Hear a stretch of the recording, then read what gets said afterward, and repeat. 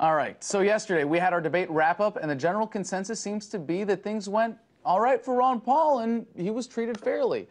But sadly, CNN appears to be afraid of using its own polls for its own post-game analysis.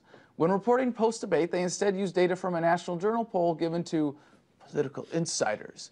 Data taken from 5 other major poll sources post-debate showed Dr. Paul at 31.07% at Fox News, 83% at CNBC, 87% at WePolls.com.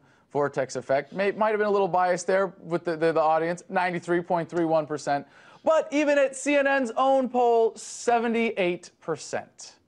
Okay, so let's be fair. The online polls can be skewed like any other form of polling, but here's the skewing that CNN came up with. There you go. Romney at 51%, down to Paul at 0. How did they get away with this? They didn't invent the numbers, as they might as well have. Instead, they reported on a National Journal online poll that had all of 54 votes. And according to the Baltimore Sun, it was reported that Ron Paul clearly won audience favor in New Hampshire.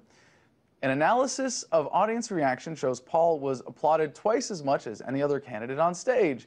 Throughout the 2-hour debate, Paul was applauded 11 times. Romney, Bachmann, and former Minnesota Governor Tim Pawlenty were each applauded 5 times.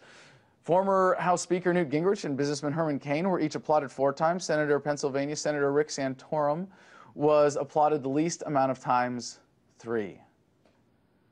Again, 0%. Really? CNN? Well, hey, maybe this can justify a CNN shutout of Ron Paul for the next go-around. Clearly, since 2-term governors who leave their states with billion-dollar surpluses, Gary Johnson of New Mexico, don't qualify as viable debate participants, Ron should be silenced too, right? Yes, America, you see how this works? 54 votes to determine the frontrunners. This is how they are selective in the narrative of the Communist News Network, ably coming to the aid of their lovable, freedom-hating, big government Republican Mitt Romney. This is why we at RT America probably need to host our own GOP president.